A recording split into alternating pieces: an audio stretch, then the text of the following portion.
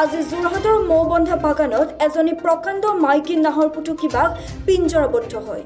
উল্লেখযোগ্য যে বাগানৰ মেনেজাৰে কিছুদিন পূৰ্বে বাগানত বাঘ থকা সম্ভেদ পাই যোৰহাট আঞ্চলিক বন বিষয়া কাৰ্যালয়ত যোগাযোগ কৰে আৰু সেই মৰ্মে কাৰ্যালয়ৰ ফালৰ পৰা বাগানৰ মাজত এটা পিঞ্জৰা পাতি থৈ আহে আৰু আজি পিঞ্জৰাত বাঘ আবদ্ধ হৈ থকা দেখা পাই আঞ্চলিক বন বিষয়া কাৰ্যালয়ত জনোৱাত পিঞ্জৰাবদ্ধ হোৱা বাঘটোক উদ্ধাৰ কৰি কাৰ্যালয়লৈ লৈ আনে। নাহৰ ফুটুকীটো ৩ ফুট উচ্চতা প্ৰায় ৫ বছৰমান বয়সৰ হ'ব বুলি জানিবলৈ দিয়ে আঞ্চলিক বন বিষয়া কাৰ্যালয়ে।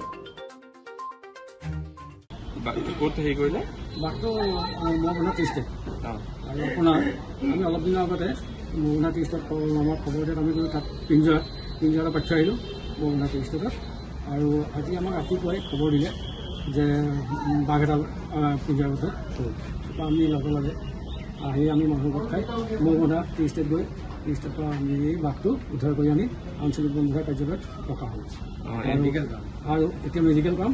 মেডিকেলৰ পাছত ইয়াত আমাৰ ওপৰৱালা নিৰ্দেশমতে ক'ত মেলিব লাগে তেওঁলোকে আমাক নিৰ্দেশ দিয়াৰ পাছত আমি বাঘটো লৈ গৈ তাত মেলি থৈ এতিয়া মেডিকেল কৰিবলৈ আহিছে ডক্টৰ ইয়ালৈকে মাতিছে, ডক্টৰ আহি আছে। আমাৰ আজি অলপ দিনৰ আগতে আমাৰ ম'হবন টেষ্টত বাঘে মানে অলপ উৎপাত কৰাত আমাক জনাত আমি ৩-৪ দিনৰ আগত আমি এটা পিঞ্জৰা গৈ তাত পাতিলোঁ।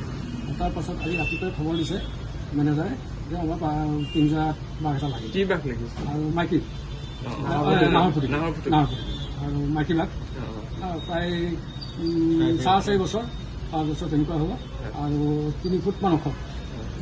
আৰু আমি লগে লগে গৈ ক'ব পাৰে বাঘটো বাঘটো আমি আনি আঞ্চলিক বন বিভাগ কাৰ্যালয়ত ৰাখিলোঁ আৰু ইয়াত ট্ৰিটমেণ্ট কৰি আৰু আমাৰ ওপৰৰ নিৰ্দেশমতে ক'ত মেলিব লাগে কি কৰিব লাগে তেওঁলোকে দিয়াৰ পাছত আমি সেই ঠাইত কৰি নিছোঁ। আৰু আছে বুলি আমাক মেনেজাৰে কৈছে।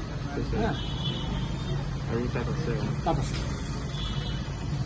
যোৰহাটৰ পৰা পৰিস্মিতা বৰঠাকুৰ ৰিপৰ্ট, প্ৰাইম আছাম।